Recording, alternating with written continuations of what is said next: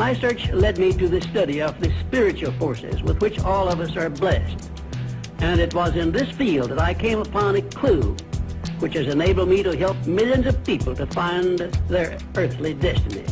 I want to describe my discovery in the simplest terms possible, because it will reveal to you why it is true that whatever the mind can conceive and believe, the mind can achieve, regardless of how many times you may have failed in the past or how lofty your aims and hopes may be. I caught my first fleeting glimpse of the profound law which provides the means by which we may choose our own purpose in life and attain it, while I was being coached by Andrew Carnegie during the organization of the Science of Success philosophy. I had just finished telling Mr. Carnegie that I feared he had chosen the wrong person to give the world his first practical philosophy of personal success because of my youth, my lack of education, and my lack of finances. Well, at this point, Mr. Carnegie delivered a lecture that I shall never forget, because it changed my entire life and paved the way for my helping to change the lives of millions of people, some of them not yet born. Let me call your attention to a great power which is under your control, said Mr. Carnegie. A power which is greater than poverty, greater than the lack of education, greater than all of your fears and superstitions combined. It is the power to take possession of your own mind and direct it to whatever ends you may desire. This profound power, Mr. Carnegie continued, is the gift of the Creator, and it must have been considered the greatest of all of his gifts to man, because it is the only thing over which man has the complete and unchallengeable right of control and direction. When you speak of your poverty and lack of education, Mr. Carnegie explained, you are simply directing your mind power to attract these undesirable circumstances, because it is true that whatever your mind feeds upon, your mind attracts to you. Now you see why it is important that you recognize that all success begins with definiteness of purpose, with a clear picture in your mind of precisely what you want from life. Then Mr. Carnegie continued his speech with a description of a great universal truth which made such an impact upon my mind that I began then and there to give myself a new outlook on life and set up for myself a goal so far above my previous achievements that it shocked my friends and relatives when they heard about it. Everyone, said Mr. Carnegie, comes to the earth plane blessed with the privilege of controlling his mind power and directing it to whatever ends he may choose.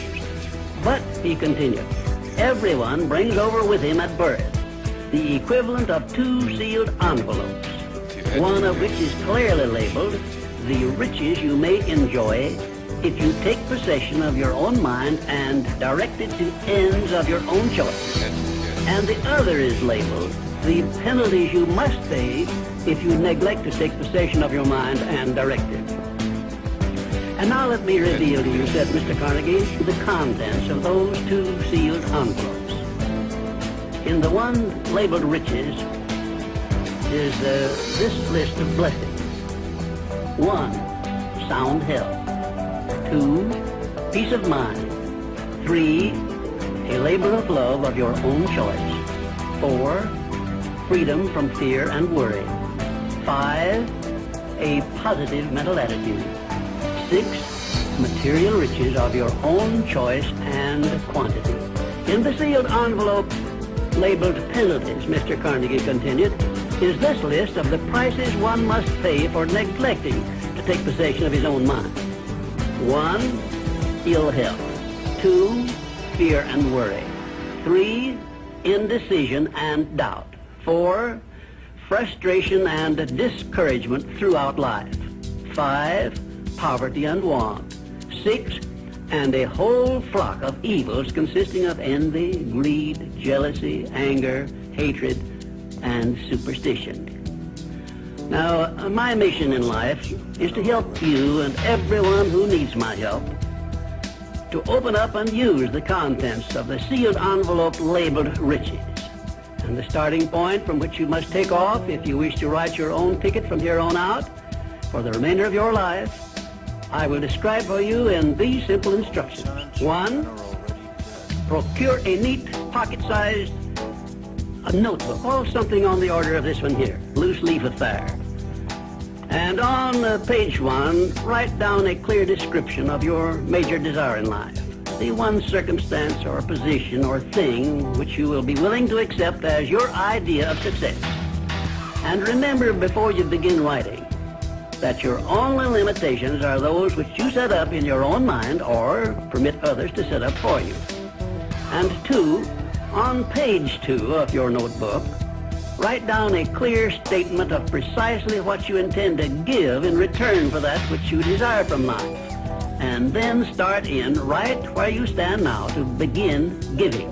And 3, memorize both of your statements, what you desire and what you intend to give in return for it. And repeat them at least a dozen times daily.